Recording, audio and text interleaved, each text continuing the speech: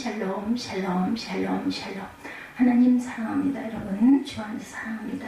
시편 15편 말씀입니다. 성전에서 하나님께 예배하는 자는 1절에 보니까 야훼여 주의 장막에 머무는 자 누구 오며 주의 성산에 사는 자 누구 오니까. 다윗의 시죠. 2절에 정직하게 행하며 공의를 실천하며 그의 마음에 진실을 말하며 그의 혀로 남을 허물하지 아니하고 그 이웃에게 악을 행하지 아니하며 그의 이웃을 비방하지 아니하며 그의 눈은 망령된 자를 멸시하며 야훼를 두려워하는 자들을 존대하며 그의 마음에 서운한 것은 해로울지라도 변하지 아니하며 이자를 받으려고 돈을 꾸어주지 아니하며 뇌물을 받고 무죄한 죄를 해하지 아니하는 자니 이런 일을 행하는 자는 영원히 흔들리지 아니하리로다. 이렇게 고백되어져 있습니다. 서운한 것은 해로울지라도 변하지 않고 그의 눈은 망령된 자를 멸시하고 야훼를 두려워하는 자를 존대하며 서운한 것은 해로울지라도 변하지 아니하며 이자를 받으려고 돈을 꾸어주지 아니하며 뇌물을 받고 무죄한 죄를 해하지 아니하는 자이니 이런 일을 행하는 자는 영원히 흔들리지 아니하리로다. 야훼여 주의 장막에 머무는 자 누구 오며 주의 성산에 서는 자 누구 오리까. 정직하게 행하며 공의를 실천하며 그의 마음에 진실을 말하며 그의 혀로 남을 허물하지 아니하고 그의 이웃에게 악을 행하지 아니하며 이웃을 비방하지 아니하며 그의 눈은 망령된 자를 멸시하며 여호와를 두려워하는 자들을 존대하며 그의 마음에 서운한 것은 해로울지라도 변하지 않고 이자를 받으려고 돈을 부어주지 아니하며 뇌물을 받고 무죄한 죄를 해하지 아니하는 자이니 이런 일을 행하는 자는 영원히 흔들리지 아니하리로다.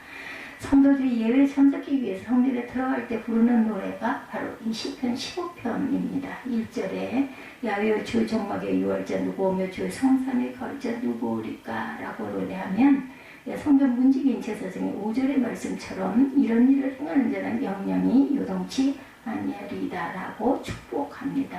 이 말씀을 통해서 알 수 있는 것은 우리가 예배를 드리기 위해서 주님 앞에 나올 때 아무 준비 없이 나와서는 안 된다라는 거죠. 즉 누가 야훼 앞에 설 수 있느냐, 어떤 예배를 받으시느냐, 누가 주님의 기쁨이 될 수 있겠느냐 라는 하나님께 질문을 가지고 나와야 한다라는 것입니다. 다시 말해서 참으로 예배자가 되기를 열망하고 성도가 되기를 원하는 마음을 가져야 하고 주님이 받으시는 예배를 드리는 사람이 되기를 원해야 한다라는 거죠. 네, 이런 믿음을 갖고 이런 마음의 가짐을 갖고 하나님 성전에 우리는 나와야 된다라는 겁니다. 어떤 사람이 예배자로 야훼 앞에 설 수 있다고요? 첫째는 말씀 중심의 사람입니다. 2절에서 5절을 요약하면 정직하게 행하여 공의를 실천하며 마음의 진실을 말하며 말씀 중심의 사람, 또한 사회 속에서 드러나는 믿음을 가진 자라야 한다. 둘째는 사회 속에서 드러나는 믿음을 가져야 한다라는 겁니다. 성전에서 예배하는 예배자는 이라는 제목으로 하나님 앞에서 성도 여러분과 함께 은혜를 나눠봅니다. 말씀 중심의 사람 2절에 정직하게 행하며 공의를 일사며 마음의 진실함을 말하며 이렇게 시작하죠. 정직하게 행한다는 것은 온전하다는 뜻이죠. 성경에 보면 정직, 온전이라는 단어는 제사를 드릴 수 있는 흠없는 동물을 의미할 때 사용합니다. 다시 말해서 하나님 말씀에 비추어 흠없는 동물과 같이 흠없는 재물 같은 사람이 하나님 앞에 예배자로 설 수 있다. 또한 공의를 일삼는다라고 말합니다.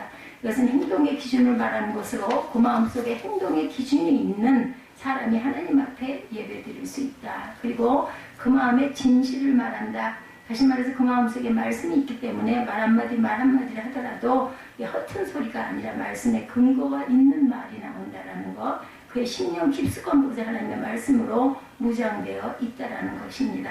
그러므로 하나님 앞에 예배드리는 사람은 상황에 따라 이렇게 저렇게 행동하는 사람이 아니다. 하나님의 말씀의 중심을 가지고 일관성 있게 행동하는 사람이라는 거죠. 네, 너희 부모를 공경하라, 살인하지 말라, 간음하지 말라, 도둑질하지 말라, 이웃에 대하여 거짓 증언을 하지 말라, 내 이웃의 재물을 탐내지 말라. 10계명이죠. 10계명을 나누는 방법에는 두 가지가 있는데, 첫째는 하나님과 우리 사이의 관계, 1계명에서 4계명까지죠.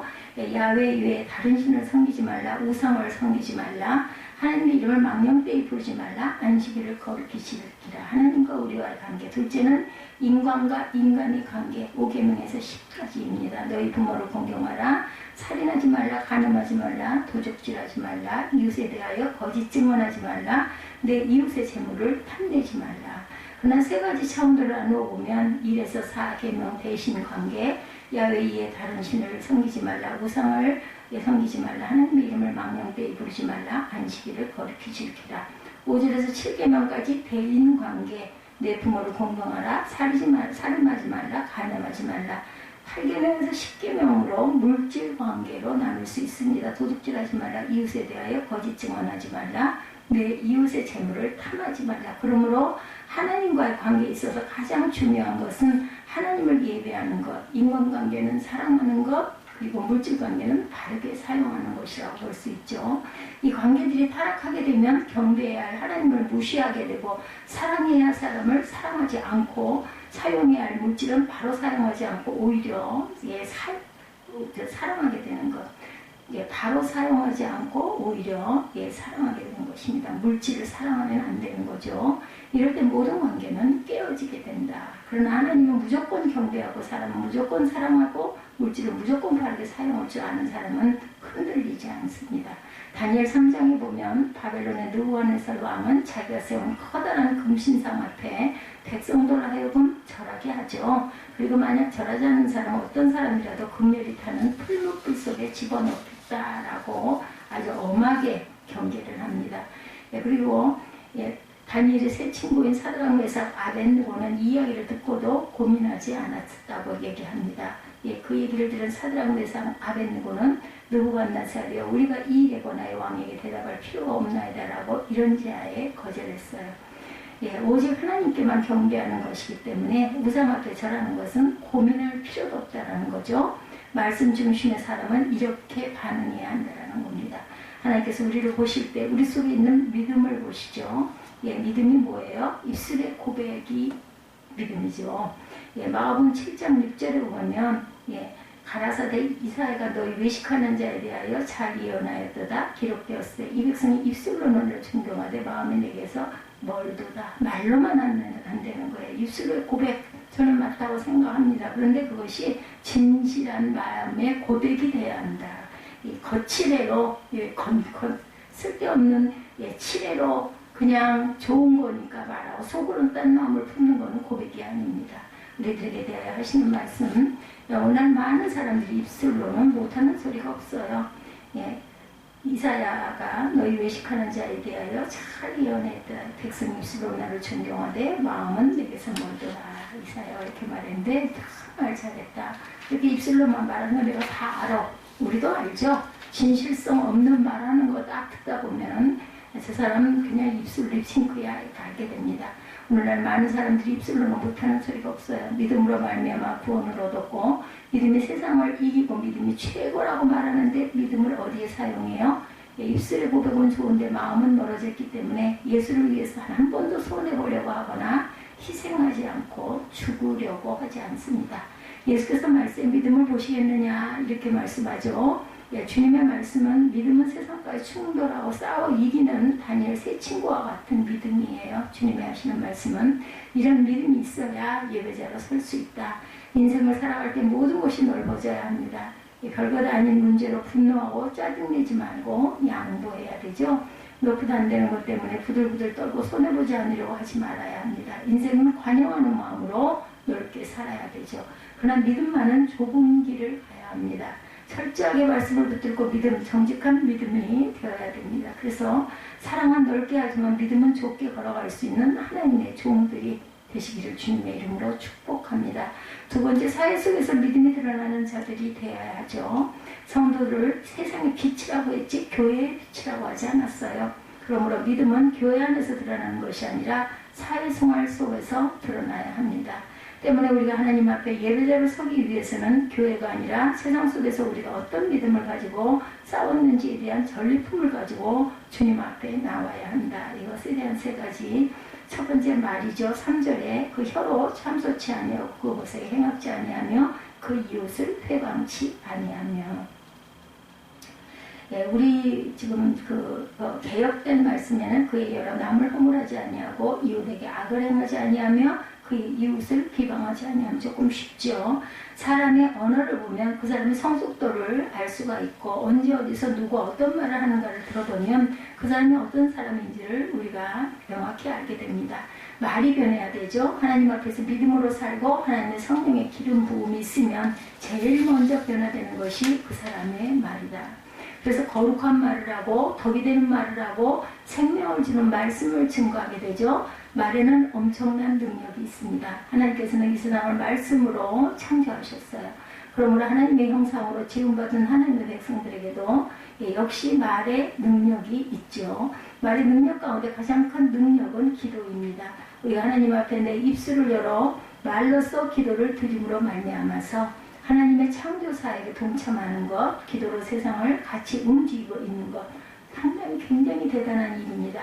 한 걸음 더 나아가 우리가 생명의 말씀을 우리 입술로 증거하면 어떤 일이 일어나요? 마귀의 종되었던 사람이 하나님의 자녀로 변화가 됩니다. 예, 우리 입술의 말을 통해 사람을 죽이기도 하고 살리기도 할 수 있는 권세자가 된다는 것, 대단한 능력이죠. 그래서 하나님의 성령으로 변화받은 사람이 제일 먼저 변화되는 것은 말을 사용해서 사람을 살리는 자가 된다는 것. 동시에 말은 엄청난 파괴력을 갖고 있습니다. 죽이기도 하고 불태우기도 하죠. 야고보서 3장 6절에 혀는 곧 불이요 불의 세계라 이렇게 말씀해요. 혀는 우리 지체 중에서 온몸을 더럽히고 생의 바퀴를 불사르나니 그 사르는 것이 지옥불에서 난다라고 말합니다. 그리고 악한 말은 엄청난 전염성을 가지고 있어요. 민수기 13장에 보면 이스라엘 백성들이 12명의 정탐꾼을 보내죠. 근데 그 중에 10명의 정탐꾼은 우리는 메뚜기 같다, 우리는 망했다 라고 부정적인 그 염세적인 말을 하고 자학적인 말을 합니다. 반면에 여호수아와 갈렙은 긍정적이고 창조적인 말을 합니다. 백성들의 10명의 정탐꾼 중에 2명의 정탐꾼 중에 그것이 바로 12명이었는데 2명의 정탐꾼만 이렇게 긍정적이고 아주 그 창조적인 얘기 그런 말을 합니다. 부정적이고 염세적이고 자학적인 말을 한 10명의 말을 듣고 망했다면 그들은 옷을 찢고 울었어요. 부정적인 언어는 자기 자신만 죽이는 것이 아니라 공동체도 죽입니다. 후손까지도 죽이는 독소를 가지고 있죠. 그러므로 공동체 안에서는 이런 말을 할 수 없도록 해야 합니다. 요즘은 언어의 시대죠. 인터넷을 통해서 악한 말이나 루머들이 떠돌아다닙니다. 그런 쓰레기는 쓰레기통에 버려야 되죠. 이런 악한 루머 때문에 죽은 연예인들도 있습니다. 사람을 죽여요. 그죠? 이런 즐기는 한마디의 말 때문에 깨끗한 집과 더러운 집의 차이점은 깨끗한 집은 쓰레기가 쓰레기통에 가 있는 것이고 더러운 집은 쓰레기가 온 방에 널려 있는 것이죠. 새벽교회가 깨끗한 교회가 되기를 원하십니까? 여러분들 더러운 쓰레기와 같은 언어들은 쓰레기통에 집어넣어 버리시기 바랍니다. 탈무드에 이런 이야기가 있어요. 말은 손이 없지만 손이 하는 일을 한다. 말은 손이 없지만 손이 하는 일을 한다. 말로서 사람을 죽일 수 있다. 손으로 죽이는 것보다 말로 죽이는 것이 더 치명적일 때가 있다. 손은 가까이 있는 사람을 죽이지만 말은 화살과 같이 멀리 있는 사람도 죽인다. 또한 말은 멀리 날아가는 화살보다 더 무서운 것이다. 화살은 방패로 막아낼 수 있으나 말은 그 어떤 방패로도 막아낼 수 없기 때문이다. 이렇게 기록되어 있습니다. 탈무드에. 말의 파괴력은 이렇게 무섭다라는 거. 그러면 우리가 하나님 앞에 어떤 모습으로 되어야 될까? 성령의 기름 부음의 언어로 변화가 되어야 합니다. 에베소서 4장 29절에 30절에 무릇 더러운 말은 너 입 밖에도 대지 말고 오직 덕을 세우는 데 소용되는 대로 선한 말을 하여 듣는 자에게 은혜를 끼치게 하라. 하나님의 성령을 근심하게 하지 말라. 그 안에서 너희가 구속의 날까지 인치심을 받았느니라 말씀합니다. 덕이 되는 말, 살리는 말. 왜냐하면 하나님의 성령이 근심하기 때문이다. 그러므로 우리의 입술로 살리는 말, 창조적인 말, 긍정적인 말, 생명을 주는 말을 하는 하나님의 거룩한 자녀들이 다 되시기를 주님의 이름으로 축복합니다. 그리고 대인관계 4절에 그 눈은 망령된 자를 멸시하며 야훼를 두려워하는 자를 존대한다. 이렇게 말하죠. 참된 믿음은 대인관계에서 멸시할 사람은 철저히 멸시하고 존경해야 할 사람은 철저히 존경하는 것. 시편 12편 8절에 참된 믿음이라는 것은 비로함이 인생 중에 높아지는 때에 악인이 처체에 행행하는도다 라고 말합니다. 필요한 것, 더러운 것들이 인생에 높아질 때 악인이 처치하여서 횡행한다라는 겁니다. 대인관계 4절 말씀드렸어요. 눈은 망령된 자를 멸시하고 야유를 두려워하는 자를 존대한다. 그리고 참된 믿음에 대해서는 필요한 인생 중에 높아지는데 악인이 처체에 흥행한다라는 거죠. 필요한 더러운 것들이 인생에서 높아질 때 악인이 흥행한다. 예를 들어서 교회 안에서 믿음을 저버리고 부정적인 방법으로 돈을 벌어 출세하는 사람이 있다고 한다고 하면 그런 사람을 존경해야 할까요? 멸시해야 할까요? 그런데 오늘날 교회는 세상의 방법, 더러운 오물과 잡다한 방법을 가지고 출세하고 부자가 되면 성공했다 이렇게 얘기를 하는 것. 그렇기 때문에 악인이 처처해서 횡행하게 됩니다. 우리가 주목해야 할 것은 멸시할 사람은 철저히 멸시해야 된다. 이것이 우리의 믿음이 되어야 한다. 진정한 교회는 예수 그리스도를 알지 못하는 불신자들을 향해서 복음을 들고 나가야 합니다. 그리고 하루 종일 증거해서 한 명을 건지다 하지라도 한 명의 영혼을 귀중하게 여기는 그것이 교회의 영광이다. 그런 교회들을 우리가 존중해야 한다. 멸시할 것은 철저히 멸시하고 존경할 것은 존경해야 변화가 일어난다. 그리고 또한 세 번째 재정 문제입니다. 대인관계 그리고 재정 문제 4절에 그 마음에 서운한 것은 해로울지라도 변치 아니하며 별기로 대금치 아니하며 뇌물을 받고 무죄한 자를 해치지 아니하는 자니 이런 일을 행하는 자는 영영이 요동치 아니하리로다. 그 개정개혁의 4절은 그의 눈은 망령된 자를 멸시하며 야외를 두려워한 자를 존대하며 그 마음에 서운한 것은 해로울지라도 변하지 아니하며 이렇게 말하죠. 이자를 받으려고 돈을 꾸어지지 아니하며 뇌물을 받고 무죄한 죄를 해하지 아니하는 자니 이런 일을 행하는 자는 영원히 흔들리지 아니한다. 서운한 것은 해로울지라도 지킨다. 돈을 빌려주고 이자를 받지 않는다. 뇌물을 주고 받지 않는다. 정치라는 것은 인간성을 상하게 하기도 합니다. 성경을 보면 다윗은 정치를 무려 40년이나 했음에도 불구하고 기쁨과 감격이 죽을 때까지 그치지 않았어요. 역대상 29장 9절에 보면 백성이 자기의 즐거이 드림으로 기뻐하였으니 곧 저희가 성심으로 야유게 즐거이 드림이며 다윗도 기쁨을 이기지 못했다. 이렇게 말하죠. 다윗이 죽을 때가 되었을 때 기뻐서 덩실덩실 춤을 추었다는 겁니다. 이유는 하나님 앞에서 자기가 가지고 있는 모든 물질을 드리는 장면이기 때문이죠. 물질을 가지고 하나님 앞에 정말 기쁨과 감격이 되기 위해서는 마지막에 드림이 있어야 된다. 드림이 없이는 기쁨을 누릴 수가 없어요. 축적하고 있으면 반드시 썩게 된다라는 겁니다. 그리고 하나님께서 우리에게 주신 것을 가지고 드림이 없으면 나중에는 반드시 무너진다라는 거죠. 그러면 하나님께서 우리에게 주신 축복을 가지고 또 다른 사람을 섬기는 데 사용할 줄 알아야 된다. 디모데후서 4장 6절에 내가 관제와 같이 부음이 되고 라고 말하죠. 바울이 10년 가운데 그리스도의 제단이 있었던 거예요. 그 제단 위에 자기 모든 것을 학식과 젊음과 물질과 열정과 그러한 기백들을 다 쏟아부어서 그 인생이 멋진 인생이 된 겁니다. 저와 여러분의 삶 속에 항상 그리스도의 제단을 가지고 우리의 모든 것을 쏟아부을 수 있는 믿음의 자녀들이 되시기 바라요. 우리가 하나님 앞에 예배드려 나갈 때 어떤 모습으로 나아가야 된다고요? 세상과 타협하지 아니하고 말씀에 순종하는 믿음을 가지고 나아가야 하고, 또 하나는 말과 대인관계와 물질관계에 있어서 철저하게 믿음을 보이는 것으로 나아가야 한다는 것. 이런 모습으로 자랑스럽게 하나님 앞에 설 수 있는 신실한 성도들이 되시기를, 저와 여러분이 되시기를 주님의 이름으로 축복합니다. 기도하시겠습니다.